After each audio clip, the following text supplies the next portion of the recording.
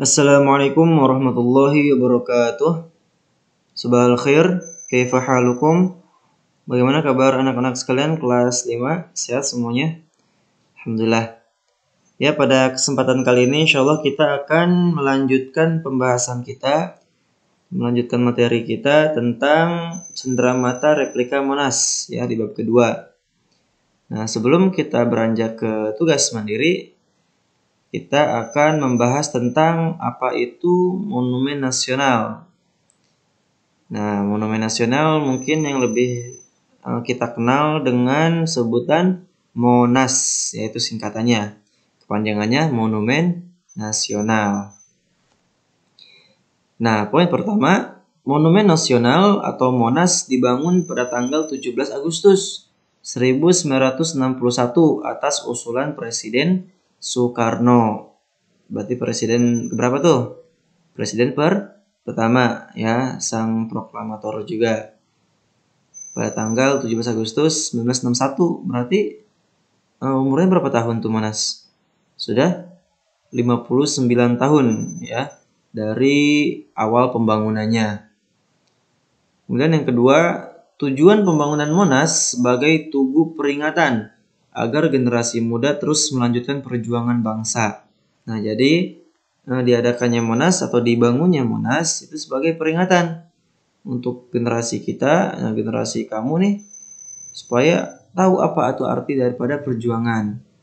Nah, untuk SD, kamu nih kelas 5, perjuangan kamu saat ini cukup belajar yang rajin.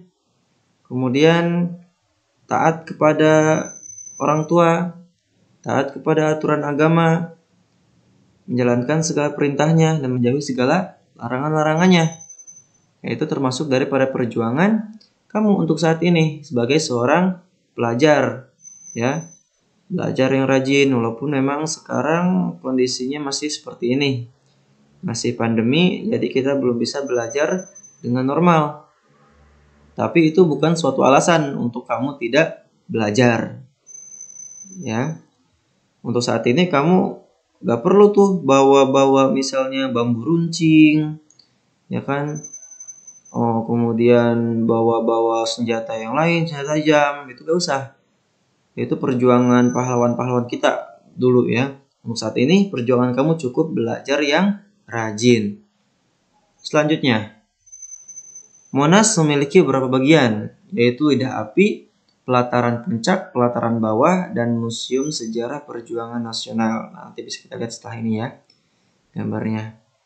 Lidah api terbuat dari bahan perunggu dilapisi emas seberat 45 kg. Nah, jadi lapisan yang di atas itu yang warna kuning itu lapisan emas. Tapi bahannya itu dari perunggu. Jadi hanya dilapisi oleh lapisan emas. Mempunyai tinggi 17 meter dengan diameter 6 meter. Oke, kita lihat di sini gambarnya. Nah, selanjutnya di sini ada gambar Monas ya, gambar tugu Monas. Kita lihat dari atas ada lidah api. Lidah api itu yang tadi dibahas, dia dilapisi dengan 45 kg emas. Adapun bahannya dia terbuat dari perunggu ya, jadi enggak sepenuhnya emas. Dia terbuat daripada perunggu dengan lapisan emasnya itu 45 kilogram. Nah, yang tadi Ustaz baca. Adapun tingginya itu 17 meter dan diameternya sepanjang 6 meter. Nah, di bawah lidah api ada yang menopangnya, yaitu pelataran puncak yang di atas tuh. Itu pelataran puncak, kemudian ke bawah ada pelataran bawah atau cawan. Nah, itu yang biasa orang-orang di situ ya. Bisa kamu lihat juga. Nah, di situ. Adapun di bawah pelataran cawan atau di bawah Monasnya itu ada Museum Sejarah Nasional. Itu yang sering kali orang-orang masuk ke situ ya. Nah, tinggi dari dasar sampai ke ujung lidah api itu 132 meter. Wah, tinggi banget berarti ya. Ada yang udah pernah ke atasnya tuh, ke puncaknya. Nah, berarti tinggi banget ya untuk Tugu Monas ini. Oke, selanjutnya Cendera mata tentang Monas antara lain topi, kaos bergambar Monas, serta replika Monas. Nah, jadi ketika kamu jalan-jalan ke Monas, ya kan, berkreasi ke Monas, nah kamu seringkali lihat ada yang jualan, ya, yang jualan topi, yang jualan kaos atau replika Monas, ya di pinggir-pinggirnya itu. Ketika bahkan di dalamnya itu, di jalannya suka ada pedagang-pedagang. Kemudian yang kedua, replika Monas ada yang terbuat dari kayu, resin atau mika, metal atau logam, perak, dan kertas. Replika Monas mempunyai bentuk dan ukuran yang beragam. Cara pembuatan replika Monas bermacam-macam, yaitu manual dengan cara sederhana, dicetak menggunakan mesin, serta menggunting dan menempel. Nah, kayak gimana sih replika Monas? Oke, kita lihat. Replika Monas. Nah, ini yang pertama, terbuat dari apa kira-kira? Terbuat dari kayu, ya, dia berbahan kayu, bisa kita lihat dari gambarnya. Yang kedua, nah ini lebih keren ya, mengkilat. Dia bening, transparan, karena berbahan resin atau mika. Nah, seperti ini bentuknya. Selanjutnya, nah ini bisa kita lihat, bahannya apa kira-kira? Bahannya logam. Nah, ya. Dan terakhir, nah, lihat dari dua gambar ini, kira-kira bahannya apa? Bahannya kardus atau kertas. Nah, ini bahan kertas atau kardus ya yang terakhir. Itu dia replika Monas yang kita bahas. Selanjutnya, ada tugas mandiri dari Ustadz. Yang pertama, buatlah replika Monas dengan bahan dasar kardus. Alat, bahan, dan langkah pembuatan ada di buku paket halaman 11 sampai halaman 13. Bisa kamu cek ya.